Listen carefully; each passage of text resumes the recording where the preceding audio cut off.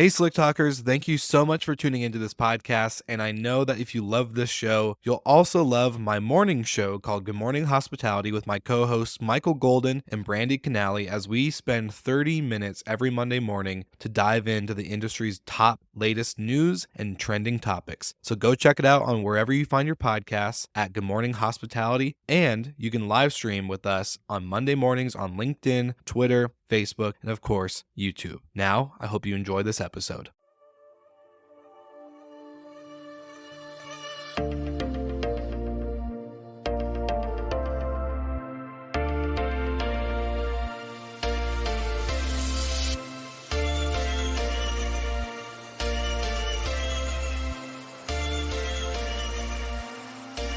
Thank you for tuning in to this episode of Slick Talk, the Hospitality Podcast.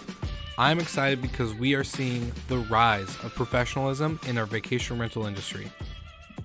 Hosts are now evolving to property managers, and property managers are now professionalizing in how they operate and systemize their business. Just take this episode, for example. You're going to hear from Andrew Kitchell, the CEO of Wheelhouse, and how they're using their platform and tools in order to make this all happen and available for everyone in our industry. You can also take a look for Hostfully, for example. They've created a platform for hosts and managers and owners all alike to centralize their operations, their inboxes, their calendars, as well as connect to all the tools and resources they need in order to continue to move forward as we recover from COVID-19 and the year that we called 2020. In the show notes below this episode, you can actually see links to both Hostfully and Wheelhouse that I have set up just for you, my listeners of Slick Talk, the Hospitality Podcast, to go get benefits and discounts for these products and services. Now, if you have any questions, you're more than welcome to reach out, but right below in the show notes are links directly to these companies. I hope you guys enjoy this episode and continue to move forward and be a part of the movement and the rise in professionalism in hospitality.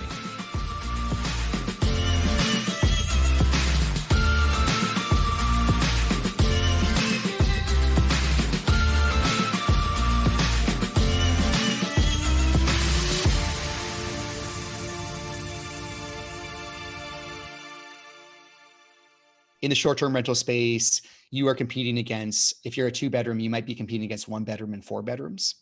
We need to pace you against all of those. And again, since the consumer looks different in the short-term rental space, people buying for a particular, that adventure they had in mind, we need to know who's buying your place, and therefore, how does your comp set shift over a week or over a year? So there's almost a lot more complexity to short-term rental management. What I like to say is 2021 is the year that hotels start to learn revenue management from short-term rentals as opposed to vice versa. Welcome to Slick Talk, the hospitality podcast where we discuss all things hospitality, hotels, and business. You can find us online at slicktalkthepodcast.com and on every podcast listening platform.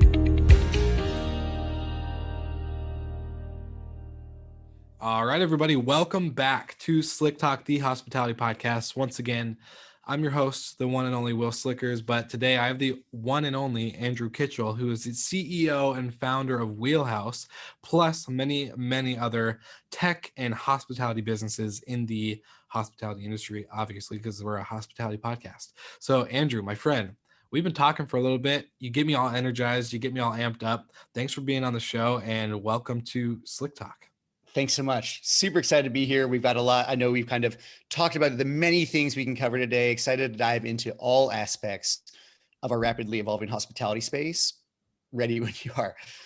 Yeah, let's do it, my man. So let's just, we usually cut the small talk out of the podcast and we just jump into who's Andrew? What is your background? What's your origin? That's why I really love to start, because then it just opens up like a little beautiful flower and we get to discuss so many topics. So let's find out, what is the origin of Andrew Kitchell? Sure. Well, specifically within hospitality, let's just start there, give you all the short and sweet. So I would say I was very lucky to come into the hospitality space right when this crazy notion called Air Bed and Breakfast was kicking off. And this was back in the day when it wasn't called Airbnb.com yet, right? It was Air Bed and Breakfast, and you were still expected to serve breakfast to any guest who came and stayed at your home. And I literally started leveraging that platform. I was in San Francisco. I lived with a group of folks, and I actually paid for my first business by renting out my room on Air Bed and Breakfast. And it was a type of way where I could reduce rent. I could have a little bit of extra cash for travel. And I had this very funny thing where people would show up at my door and I'd welcome them into my room. And I'd say, great, well, I'll be down on the couch if you need anything. And it was this kind of golden era of Airbnb breakfast. And, since we were an early host, I was an early host in San Francisco, I got kind of the privilege also of hosting Brian Chesky and hosting him for a couple of nights and having CBS News show up at our door and say, so what the heck are you doing here? You're sharing your room with a stranger. Why would you do that? So that was 11 years ago. And ever since then, I've been hooked on the category. And I think I've been hooked on the category for two main reasons. One is the opportunity that we all have in hospitality to meet so many amazing people, right? That has to be part of the drive in this business is how many great people do you get to work with? Do you get to meet, etc.? That's part one. Yeah. If you like meeting people, hard to think of a better spot to be, right? Part two is really I've seen Airbnb for a long time as the greatest unlock of creativity in the history of hospitality. And by Airbnb, I'm really going to use it to say the short-term rental space writ large. But it's the notion that an individual now with a camera and a personal brand can set up a business that attracts others. And when the barrier to creating a hospitality brand dropped, as it did with the rise of Vrbo, Airbnb, Booking, others, it was kind of this great unlock that I said, well, there's going to be I kind of believed in the long evolution of the space. I still think we're in the second or third inning. I still think professionalization of the space is going to come, but it's just this, it's a category that I thought was massive, misunderstood, lowered the barrier for so many more of us to play in the game. And I've just been fascinated by it ever since. That was 11 years ago to now, building multiple businesses in the category along the way. Well, speaking of multiple businesses, what was the first one that hosting your room on Airbnb, Air Bed and Breakfast? What was that? What was that? Give me some details. I'm curious. You got the entrepreneurial wheel spinning. Sure. So I decided to launch a publishing company right as the iPhone was hitting. And actually the publishing company was specifically designed. It was a language guide company called 30 Words. And it was designed to help people start conversations with those they met when they traveled abroad. And it was an idea I had from teaching abroad, kind of this notion that you really don't need that many words to be able to start connecting with those you meet.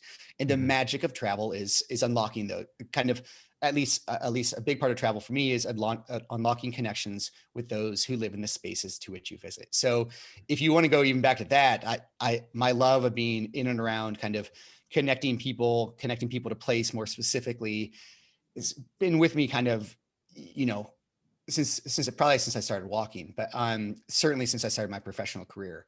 That first publishing business, we ended up partnering with the largest travel distributor in the world, started working with other kind of Silicon Valley startups, and got some new notions in my head of what a business could be.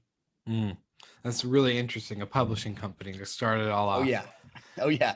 Well, it sounds like you're like every business that you started, and specifically in hospitality, is led into that original like deep essence and connection for people. Like you literally take that host experience of like showcasing your favorite coffee shop, or like your favorite like rock climbing wall, or maybe a nice waterfall to go to on a nice spring day or something. Like you really take that overall destination creation aspect of it into a whole new level. And I think that's really unique and really cool, and why I think we connected really well, because that's something that from me, what I experienced in the hotel space, but then carried over when I started getting into vacation rentals. And I think as we, like you said, professionalize a little bit more, it gets like that deepness essence of being the guide, as our friend David from Hostfully would say, is you are that guide.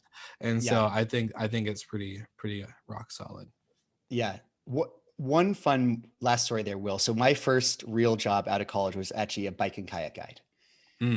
And I worked in the San Juan Islands, which is up, you know it well, right? It's of course. Both of our homeland, the Northwest. And it was really fun because we would go for these kind of 4 to 5 day kayak trips out to islands, and you'd be taking people camping. You'd be seeing these amazing places, killer whales. Those were always the highs. But the reality was you were also hosting these people who were usually a little bit intimidated, and they might've been saving up. I had people who were saving up for a decade to be able to take this trip. Wow. And therefore the goal as the guide was, yes, to make everyone feel comfortable and loved, but to give them an experience that they could never forget. Because if they had saved up their money for any amount of time, it was our duty to take care of them and like really unlock the magic that is the Pacific Northwest or the place you are. So even prior to starting publishing companies, I do agree that being that guide, being that host is a really special place to be and is the foundation of all hospitality. No, I love that. I think that's just going to be the statement of the episode right there. Um, Great. no, my man. So I really want to touch into this because you're in a specific segment of hospitality that is one, tech, two, revenue management. And I am a geek for revenue management. I love this stuff. I actually read articles and blogs and podcasts on complete revenue management side spin-offs on my free time. Like this is where I love. And so I've been loving to see Wheelhouse. So I want you to introduce what Wheelhouse is to the audience. Maybe break it down, the goal and mission. Like you said, you started companies in this space with publishing to now Wheelhouse, and fill us in, like, what was the overall origin of Wheelhouse? Why did that idea spin off to you, and why did you find it so important to create? Yeah. So really great question. So fellow revenue management geek here too, right? Like it's one of those things where especially in the short-term rental space, it's almost like an infinitely deep and interesting category, right? How challenging is it to try to translate demand signals from all these various sources into an understanding of what and how you should kind of price your supply on any given day. So Wheelhouse, yes, is a revenue management platform specifically targeting short-term rental professionals and portfolios. And we have we launched Wheelhouse Pro as of this morning. I know we're going to talk a little bit more about that, but what that really did was it added, Wheelhouse for 6 years has had a dynamic pricing tool that was very good at using data to inform your pricing strategy. And what we added to that with today's launch is market reports are live. So the ability to dive deeply into any market and understand travel trends and how they're evolving, something that's particularly important during COVID, as well as a booking score tool to basically help people understand every single booking they come in obviously impacts their expected revenue. Yeah. And especially, in the short-term rental space where you usually have a single home, you can only sell that home once for a particular day. You want to make sure you get the right booking. And then thirdly, the thing that we push into beta today is benchmarking and competitive sets. So basically with Wheelhouse now, you have a holistic revenue management platform. It's designed to give people everything from the data to the controls so that they can kind of look at the data, look at their market and comp set evolving every single day to set their own strategy and to adjust it and kind of fine tune it where they see fit, all in the name of maximizing revenue and having basically earning more revenue, saving more time, scaling more effectively. That is the goal of Wheelhouse's revenue management platform. So how did this come about? Like what made you say, you know what, this is where I need to go? Yeah, again, a little bit of right place, accidental discovery, in the sense that I got brought in by a group of investors 7 years ago to run a company called Beyond Stays. And Beyond Stays was actually a very early version of a professional short-term rental management company in an urban area, right? Yeah. Of course, there have been plenty of ownership groups who've done an amazing job of this in vacation destinations for years, but Beyond Stays, along with Pillow back, 7-8 years ago, these were the teams that were looking at kind of early versions of how could you take an kind of a elevated hospitality model, apply it specifically to urban Airbnb inventory, and increase your revenue, kind of build a bigger and better business. And after running the company for about 3 months, we were literally updating prices by hand for 35 listings in San Francisco. And a friend and I, as a weekend hack project, built what was probably the first automatic updater of Airbnb. Literally, we just sat in a coffee shop. I talked his ear off and he wrote all the code, right? Still a friend to this day. I've worked with him many times. Great partnerships usually start out. Absolutely. I'm the talker. He's the builder. Yeah. And truly, friend for life, individual who has helped on kind of build numerous instances of cool technology. We can talk more about that as we go. But we kind of built that first for ourselves as an operating company and then said, we like this. Why don't we just share it with everyone? And we put it on Product Hunt and it kind of blew up. That was first as Beyond Pricing. Where what Wheelhouse has done and kind of Wheelhouse plus Lyric, which is kind of the larger operating co. What we basically did is we said we wanted to take a deeper dive into the data science and really how do you operationalize revenue management? Because pricing is really hard. We know, and the premise of all pricing tools in our space, the basic premise is hosts and owners lack the time, skills, data, sometimes the permission, and sometimes the risk profile to be able to price their inventory accurately.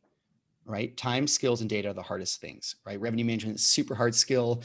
Having access to all the data you would need to be able to price your home effectively, having time to update it. That's why we developed software to help people understand how they could be pricing on any given day, right? So all the software in the space aims to address that. And what I think Wheelhouse has done a particularly good job of is saying, okay, well, that's a great premise to have. Now, how do you A/B test and how do you run really rigorous control studies? How do you do deep data science that actually translates this massive number of signals or kind of massive amount of noise really into a clear signal of how every single home should be priced on every single day? It's really hard. It's really fun, but yeah, truly got started in it around the excitement that yes, this is a really difficult problem. I thought we could help all the individual entrepreneurs who are building their own business. It's a really, as an entrepreneur, whenever you see a problem that has kind of the narrative around it is probably incorrect. You know, at the time when we started, short-term rentals were still the alternative inventory space. Yep. I thought that that was the incorrect narrative. So if you see an incorrect narrative and you have a group of people, and luckily in San Francisco, we have a kind of a plethora of engineering and data science talent. If you have folks who can contribute positively to wealth creation for others, there's a really cool chance to build a business. Well, I love that. And it takes the old version of a weekly rate and a weekend rate, or high peak season rate and a low peak season rate, kind of just throws that idea out the door, because we've all learned, specifically through COVID, that we cannot keep leaving money on the table. And I love that you guys are using this as a way for other entrepreneurs, because I find hospitality as a whole, whether you're hotels, restaurants, vacation rentals, etc., very entrepreneurial, very entrepreneurial. Like Absolutely. some amazing people. But before we get into my question that I have on Wheelhouse, I need two things from you, my friend. Can we break down what benchmarking and ComSet is for audience members maybe that are still learning a little bit more about this as they're getting into the space, whether it's hotels or vacation rentals? What does that term mean, and why do we use it? Sure. So the way I like to describe this is, so benchmarking and ComSets very specifically are looking at usually nearby similar properties and understanding how they're doing, usually at the very basic level from a revenue perspective, to put your performance in perspective, right? So what I always like to say is in hospitality, everything is relative. And that means if you told me what your home or your property made, let's take a single family home, and let's say you made $5,000 last month. Well, I don't know anything more than you do about how you did unless I know other data points. So for example, well, what did you make the month before? What did you make the year before, same month? What did the other, let's say you're a 3-bedroom, what did the other 3 bedrooms near you do? What were you expected to make versus what you actually made? How was that revenue derived from ADR or from nightly rates versus occupancy? So a ComSet and benchmarking tool is the same thing, but really it is a means to identify the right inventory near you, for which when other people are shopping, they're either choosing your home or one of these many other homes. And if they select yours or they select others, we can translate all those different booking patterns into an understanding of relatively how are you doing. And once we know if you're outperforming your comp set or underperforming your comp set, well, now we know what changes to start making about your business. I love that. That was like one of the most nice, easily explained ways to describe benchmarking and comp set. And I love that, like specifically just because I think we have so many acronyms in the industry. We have so many definitions and certain words that we use. Like talking to anybody who's getting into it, this is all like, you feel like you're talking to a wall, because this is so new. And so there, I think this is like the area of hospitality that there's so many variables that can give you such a different result. One little tweak in your listing or in your pricing or in your cleaning fee or in this can guarantee or shift a certain revenue number or occupancy or lack of occupancy. And like you said, controlling. Well, I like what you said there, Will, because I've worked in this space for 7 years, and I know that 2021 is going to look a lot different. Oh yeah. And even for us, right? I think the whole revenue management space is still too much of a black box. There's still too much jargon. And what that's prevented people from doing, and I have to take as much blame for this as anyone, right? What that has prevented people from doing is taking advantage of something that actually works to drive positive business outcomes. So definitely our goal this year in either communication or educational content we're producing is to show people that like revenue management, it's actually quite accessible. And as soon as you get that first win from adjusting your pricing strategy, that first booking for more than you thought, or that first month where you doubled your revenue, you're hooked, right? So what we like to say right now, a couple of things. One is, as soon as you list a property online, you are actually doing revenue management.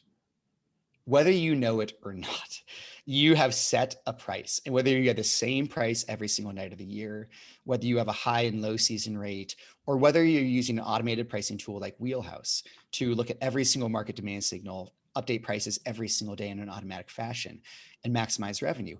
It's actually about the same level of difficulty as setting like a basic strategy as the most advanced data-driven strategy. That's the power of software. Right? Doesn't mean you should set it and forget it. You definitely need your hands on. That's really part one, right? But part two is there's some really basic pieces to revenue management. For example, there are really only 3 demand trends in every single market that people need to understand. And once you know those, it's remarkable how fast we've seen people go from, again, looking at data kind of revenue management and saying, wow, there's a lot of noise. What do I do here? To, again, deciphering that pattern. So when you log onto a Wheelhouse, you see the pattern in the bookings, you see the pattern in the performance of your portfolio, and you know what to quickly do. It's minutes of work once you know how to do it.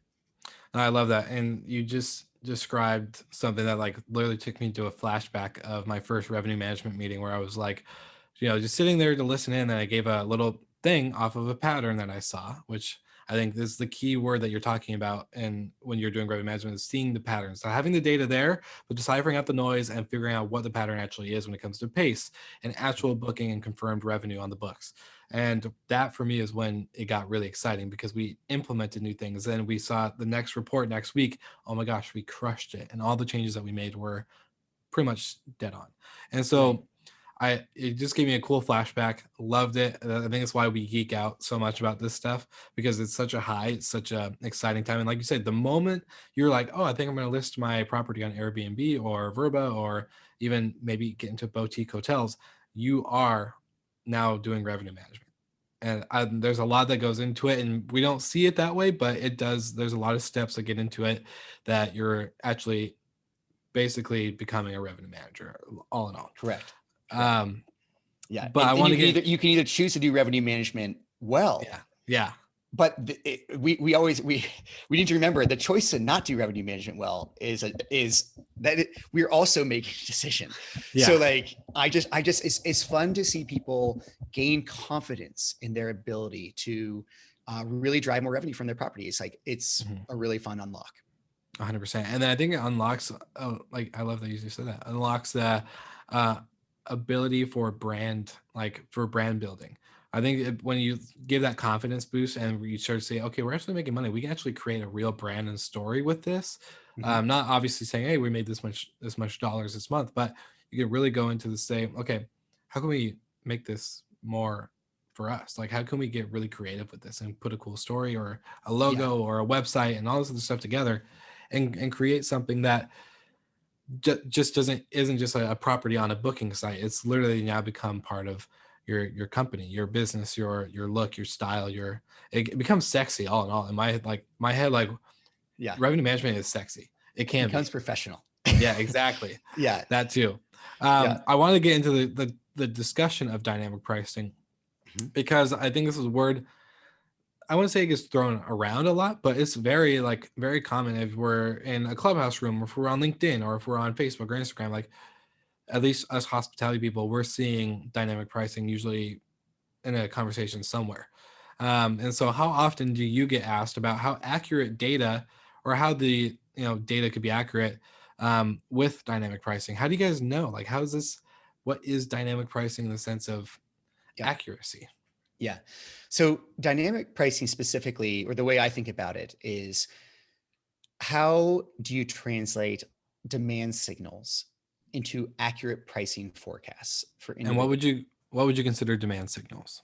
Demand signals are other rooms that are booking.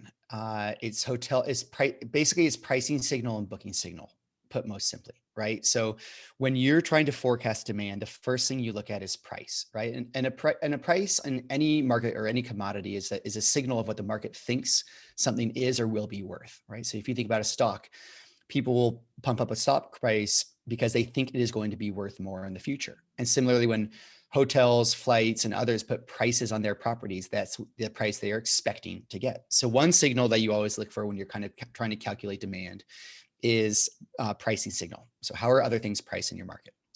The second really important signal, put most simply, is booking patterns. So once prices are listed on the market, who's booking what, where, and when? In the short-term rental space, one of the fun things is like, okay, well, you get to look at how are 7-bedroom places in Tahoe booking on a particular month, on a particular day, right? Mm-hmm. You can slice the inventory by in so many fun ways to pick apart markets and see what's actually booking. And what I always like to say, what's very interesting about the short-term rental space, and one of the reasons it's hard to price, is because let's say you have a 2-bedroom and you're next door to another 2-bedroom with a pool. Mm-hmm. Well, what's the pool worth? Yeah. And the answer, there is no singular answer. The answer is, well, is it the 4th of July or July 4th? Are there 3 pools near you or 300? Is there a photo of your pool in the first 2 photos, or is it the last one? And is that pool clean? And has someone written a review? We love playing in your pool, whatever it is, right? So you can see that everything from in the short-term rental space, why dynamic pricing is hard, and we'll get to the data that helps unlock it in a second here. But the reason pricing in the short-term rental space is hard is every single property is unique. Yep. We're now in the game of how do we take not only a home, but all the different attributes: porch, pool, patio, Wi-Fi, parking, dog policy, cancellation policy, etc., damage deposit. How do we take all of those things, look at booking patterns against them, and translate that into an effective understanding of your unique property? Yeah. 100%. Right.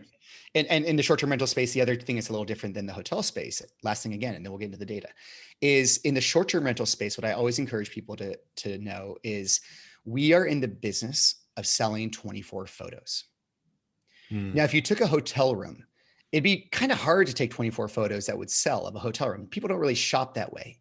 But when consumers are shopping for short-term rental offerings, they are looking through your photos and they are telling themselves a story of what their trip is going to be. Now, you need to think about the consumer that you're targeting, because that consumer might be a family. It might be a business traveler. It might be, whoever it is. It might be a Dallas Cowboys fan, right? So whatever story you're trying to craft for the audience that you're trying to connect with, you do that through photos. Sure, you can have nice write-ups, but the photos are going to tell a story, right? So you're in the business of selling 24 photos. And the reason that matters is because even seasonally, people are shopping for things. Meaning when people are looking at your place in the summer, they want to see a pool. And when they're looking in the winter, they want to see a fireplace or a hot tub or a warm cup of coffee, right? So literally in the short-term rental space, this is what we just described in the first part of this answer, is really the plethora of data points you have to look at.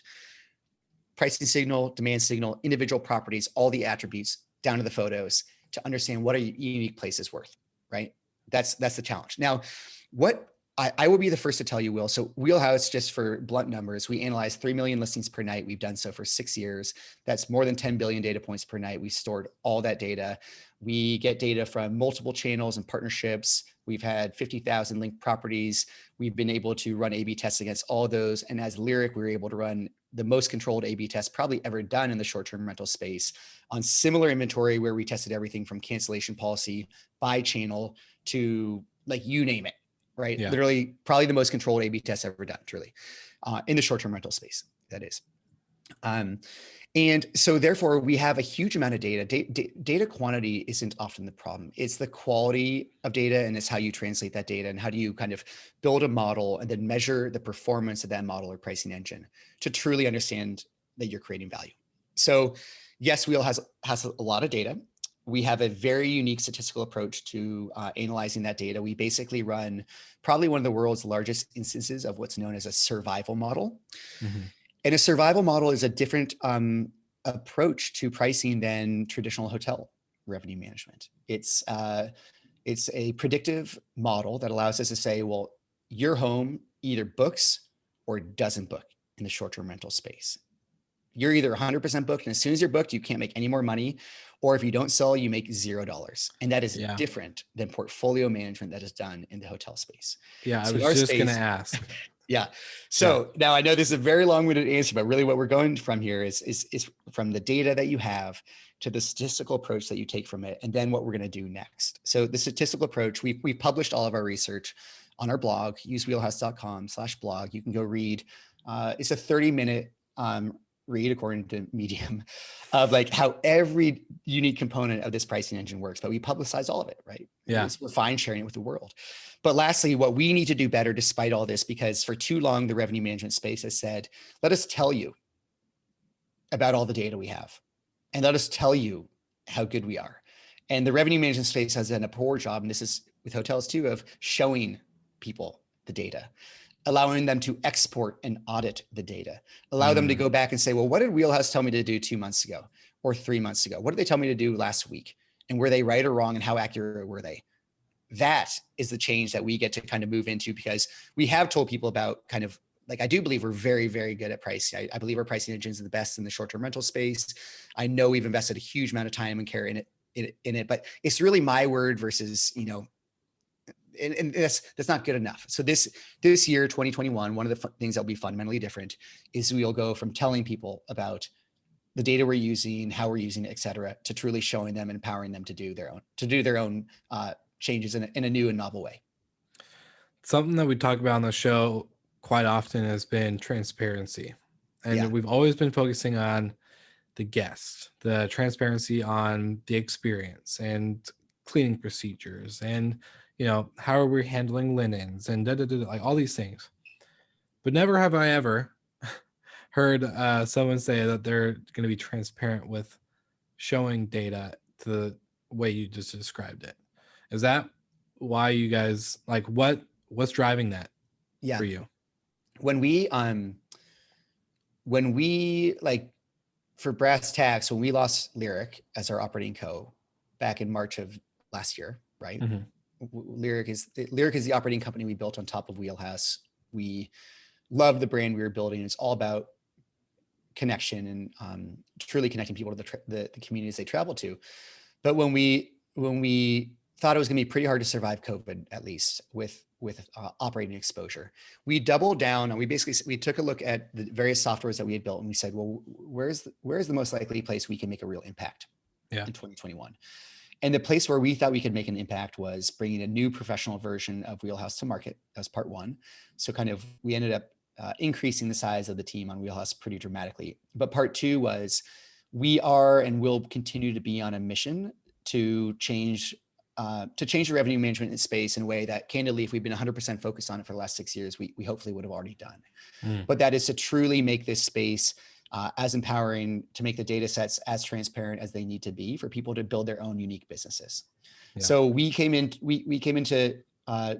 2020 and 2021 thinking two things as a team. One is we're very excited to help other entrepreneurs build their business and recover from COVID. And even if you're doing great, if 2020 was a great year because you're a drive-to destination, well, let's make 2021 even better, right? 100%. No reason to sit on our laurels. That's part one.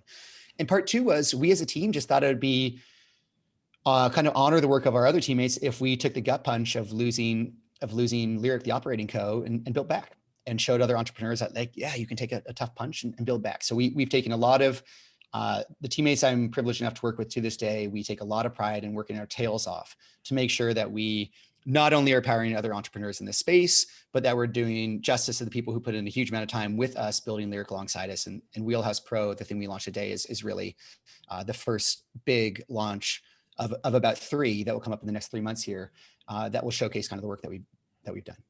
That's awesome. That's so super inspirational. Like just, all and through. I almost got teary-eyed. Oh, thanks, bud. Yeah. We do love what we do. I could hear it and I could see it, and like for the obviously podcast listeners aren't watching you, but we're hearing it, and I can really like it does carry through in what you're saying. So I love that. You've been mentioning, short-term rental sector, and we're talking about dynamic pricing. And once you're booked, For a vacation rental, you're 100% occupied. There's no more making more money, but if you don't get booked, you're making $0. So why is dynamic pricing? I know the answer to this, but why is dynamic pricing different in the short-term rental space compared to hotels and airlines? Because you kind of just gave it up, and I just did too in the asking of this question. But in the overall sense, why is it so important then? If that's the actual case of you're booked, Yeah. you're making money, you're not booked, you're not making money. Yeah. Well, so think about that. It's really what you just, there's so many interesting things about this question, right? So basically what you just described is predicting binary outcomes, right? You're a 0 or you're a 1. You're booked or you're booked or you're available. And as soon as you're booked, you can't sell for $1 more and you can't sell on any other channel either. Right. So it's a strange thing where Wheelhouse and our statistical approach, the reason you can't take a regression model and just slap it on the category as hotels have usually done is because, again, that kind of binary outcome is so important to get right that you need a totally new way to predict it. And the reality is that when we set a pricing signal, what Wheelhouse is designed to do is to maximize your outcome in the most number of scenarios, right? So we actually don't take the riskiest path. We don't have people who say, take the most risk. Like I didn't turn on Wheelhouse and automate it for you to take the most risk. Just like if you're going to give your money to a portfolio manager, you want to know what the risk profile is. And the thing is, it's like, we're going to maximize your outcome in the most scenarios. Doesn't mean you can't come in and dial up risk or dial down risk, however you want. But we're going to kind of maximize all these different individual binary outcomes of you're either booked or you don't book at all, and try to maximize basically the revenue associated with that. So it's really hard. And again, it's a slightly different statistical approach. Now, different from hotels. Hotels use their portfolio to pace, right? Often, right? So they're looking at how are they and other people near them, like what percentage booked are they X number of days out? And usually pre-COVID, they were able to say, well, 50 days out, we really want to be 50% booked and we want X amount to come from, channel A, we want Y amount to come from channel B, right? Whatever it may be. Transient, et cetera. And in the short-term rental space, you don't have that luxury, and you don't really have that luxury unless you're one of the few urban professional operators that exist today who have the same supply, right? So therefore, we have literally millions of people who are selling individual assets that they are trying to maximize revenue on, and they have to take a fundamentally new, again, approach to how do they price it. And the most important thing is we need to figure out how to pace you, not off your place that once it goes, it's gone, but off of your entire market and your entire competitive set. So we've kind of created a new way to pace supply. And I guess this is winding into a little bit of a long-winded answer, Will, and I don't know if I'm 100% getting to your question yet, but there are so many ways that hotel dynamic pricing is different than short-term rental. So let's just, the short and sweet of it is totally different statistical approaches. Part one. Part two is in the hotel space, they're looking at a much smaller number of variables. So, hotels are usually looking at a couple competitors, for example, call it 4 or 5 competitors. In the short-term rental space, your comp set's going to be up to 100 plus listings. In the short-term rental space, you are competing against, if you're a 2-bedroom, you might be competing against 1 bedroom and 4 bedrooms. We need to pace you against all of those. And again, since the consumer looks different in the short-term rental space, people buying for a particular, that adventure they had in mind, we need to know who's buying your place, and therefore, like, how does your comp set shift over a week or over a year? So there's almost a lot more complexity to short-term rental management. What I like to say is 2021 is the year that hotels start to learn revenue management from short-term rentals, as opposed to vice versa. Because everything I just described there, whether it's the ability to have a model that can look at the 25 different attributes associated with a home and understand the unique value of each of them, or whether it's pacing against a market, which is known as a reactive model, looking at every single booking to translate it into information about how to price. Those are strengths of Wheelhouse that we have been fine tuning for 6 years, that holy smokes, as hotels start to say, we need to borrow some of the merchandising patterns from short-term rentals, or we need to borrow some of the reactive modeling from short-term rentals. I think Wheelhouse is extremely well positioned to help there. I love that because it, like you said earlier in the episode, is because our inventory is so unique that we have to compare with all inventory. You can't just be a 2-bedroom and 2-bath comparing against 2-bedroom, 2 baths. You're comparing against the 1s, the studios, the 3s, maybe even a 5. And versus hotels, like I think of like when I was in Seaside, Oregon, it was okay. We were comparing our 2-bedroom suites to everybody else's 2 bedrooms, and Mhm. comparing our 1 bedrooms to everybody else's 1 bedrooms, and or at least to the properties that met our standards of services and whatnot. But that's literally a room type. You're not comparing a whole property type, Right. which again, short-term rentals. I found it so unique, especially being in both worlds. Is that I think, and granted, like I have a lot of hotel people that listen to this podcast, so if they hear me on this right now, Mhm. I'm not crapping on hotel revenue management. I'm not crapping on hotels in general. Like I think we all have great products, but this is one thing that I think short-term rentals really can take pride in, is that we are so different in a lot of ways, but we still belong at the seat of hospitality, at the table of hospitality. Mhm. And so I think that what you're describing is just like super cool, because yeah, it becomes like a game in my sense, like in my head when I'm putting up a new property, and let's say it's a 2 bedroom Mhm. or 2 bath, whatever. I'm comparing against everybody. I'm not just going, I like this one. This one looks like mine. This one looks like mine. This one looks like mine, because none of them are going to fit that profile, and it becomes Right. a game. And Right. so I think that's just super, yeah, super exciting. And what you described was pretty much perfect. Well, to the hotel folks who are listening too, right? I mean, there's an opportunity to be working together here, right? There's an opportunity to look at the best performing properties near your whatever property you're managing today, and say, well, what are they doing well? Mhm. What's different? What are they highlighting in their photographs? Because think about when you're looking at AB or kind of Airbnb and all the listings, it's a highly iterative environment, meaning there's always new Airbnbs popping up. There's always new kind of high performers emerging. So you can go look at those high performers now and say, well, what should we be borrowing? What's the narrative we should be selling? Right. So there's kind of an opportunity to learn. And of course, hotels, I think, if you started to look at that short-term rental comp set, it's not like it's not like you'd ever ignore it again, No. right? And I think for what people need to realize in the hotel world post COVID is there are many professional operators in the short-term rental space who stumbled during COVID. There are a huge number of us who had lease exposure, who were designed for urban corporate travel, who did not or might not survive COVID, right? That's a pretty exposed place to be. However, I would be remiss if I didn't mention that the largest REITs, the largest private equity shops, and other folks have said, you all have proven beyond a doubt that this category is for real, Yeah. and major capital is going to come into this category. Oh yeah. So whatever we see today, of course, we see in drive to destinations the demand, but there is more capital coming. So 2021 has to be the year you pay attention to this. Hmm. And like there are people who can help. Yes, we have software, but we're just friendly folks, right? We're going to collaborate with you. If we can be helpful in any ways, like please reach out to us. But it's the professionalization of the category is only going to accelerate. We've seen it in the IPO of Airbnb and the post IPO valuation was north of $100 billion, on the rumors of is Verbo going to spin out because they're so darn valuable that maybe it's a smart move, right? So there's all this interesting stuff happening. Again, you see these large traditional, everyone, REITs and others are saying it's time to have a presence in the quote unquote short-term rental space. And really what that means is usually distributed single family homes or Hmm. multifamily buildings that might be right next door to you. So Yeah. it's really important for people to lean in and learn a little bit more here.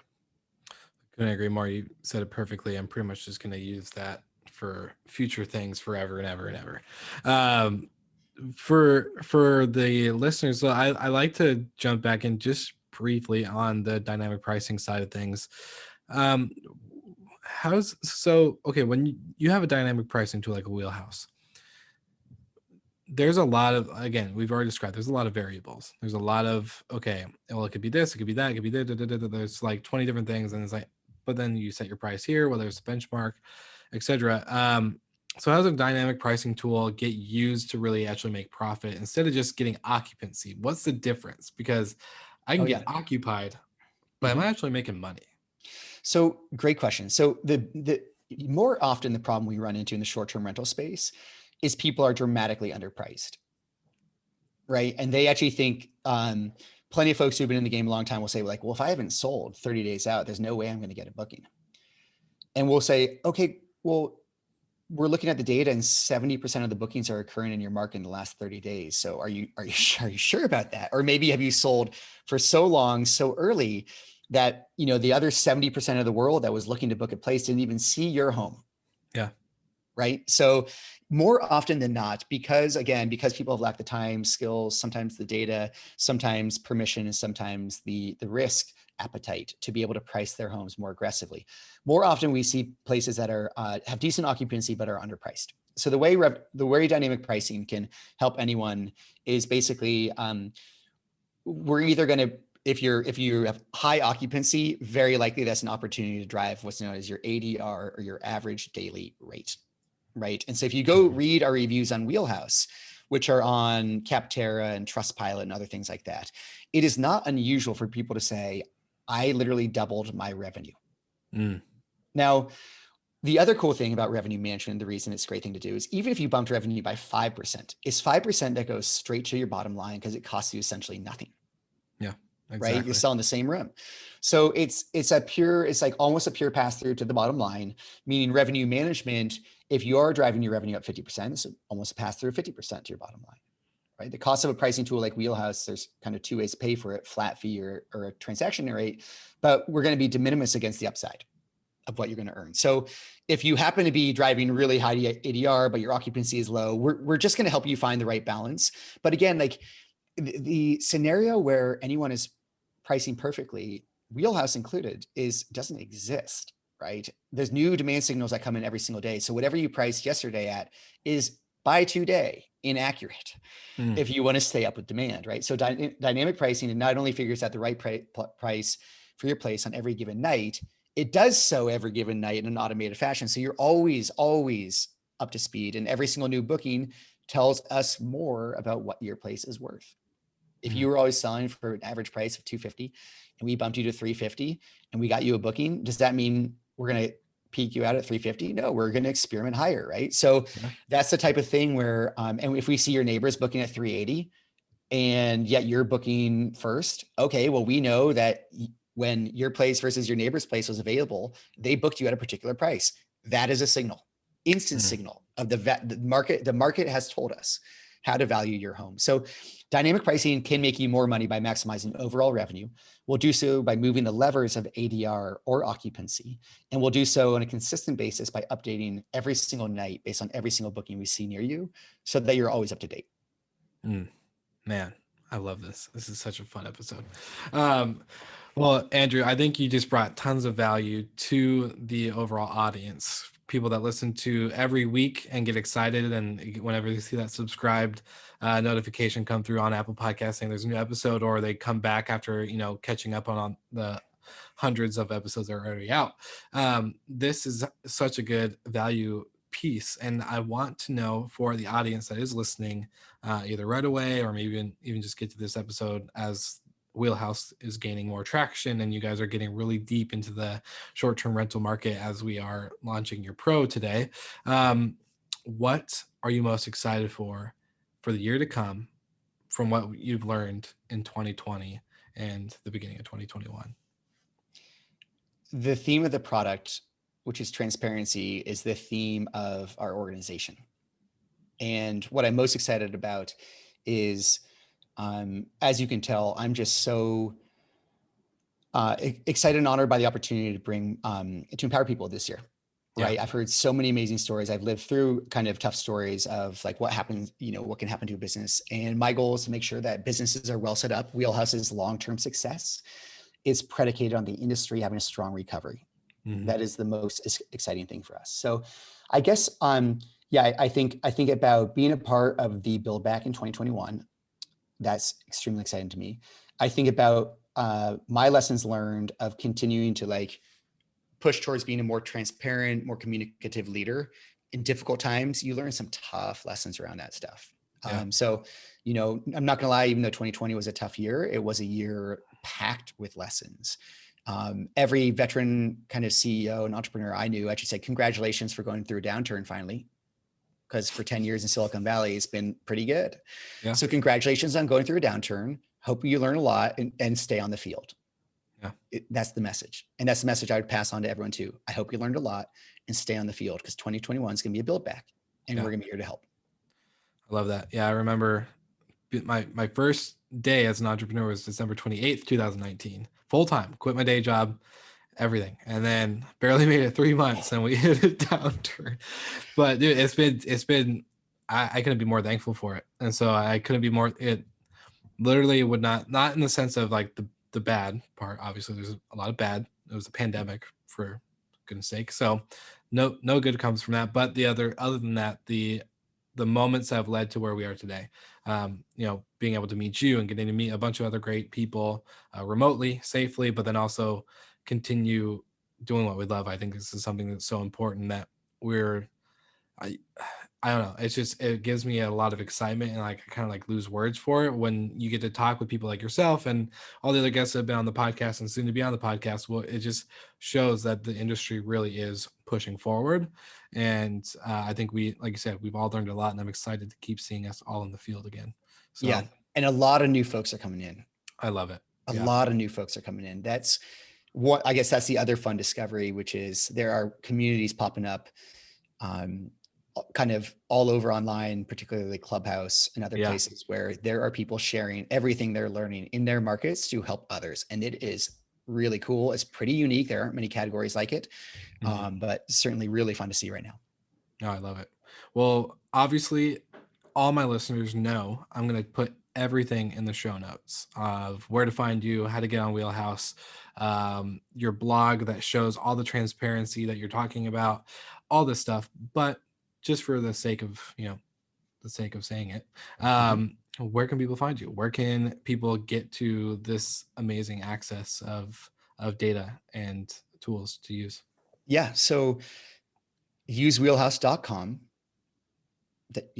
Basic www.usewheelhouse.com is the best place to go. What I'll say is that the market reports that we talked about bringing to the platform, those are free. Those are free right now, right? That's going to be free at least through Q2, probably longer, to be honest, just so people can understand how the market's evolving. You can sign up for a free account with Wheelhouse, right? Sign up for a free account. We'll get you a market report. You can look at your properties and see how we would price them without paying a thing. Right. So usewheelhouse.com is the easiest place to go. And we have 24/7 chat, and we have educational content there to learn a whole lot more. Of course, you can find or follow us on all sorts of social media. We're easy to find. We're most active on Twitter.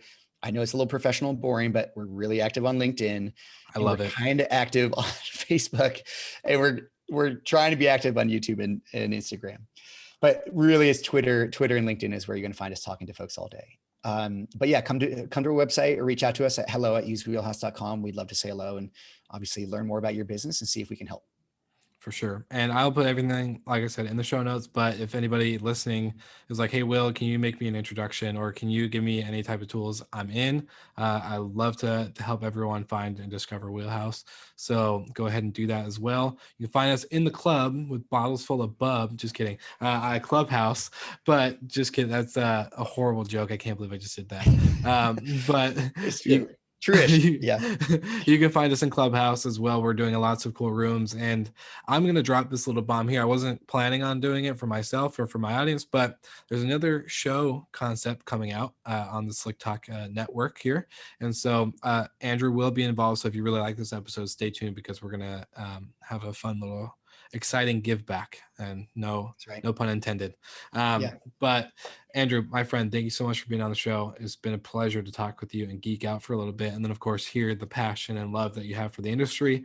It's pretty inspiring. I can't wait to continue to see what you guys do. So thanks for being on the show. Thanks so much. Great hosting. Appreciate it. Thank you so much for listening. We love your support and want to provide the best we can to all our listeners. So please find us online, social media, and on Spotify, Apple Podcast, and Google Podcast.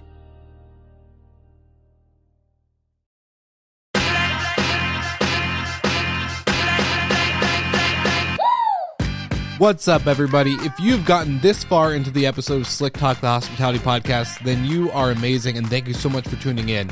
We want to send you two places really quickly. If you can, check out the show notes and click the hospitality.fm link.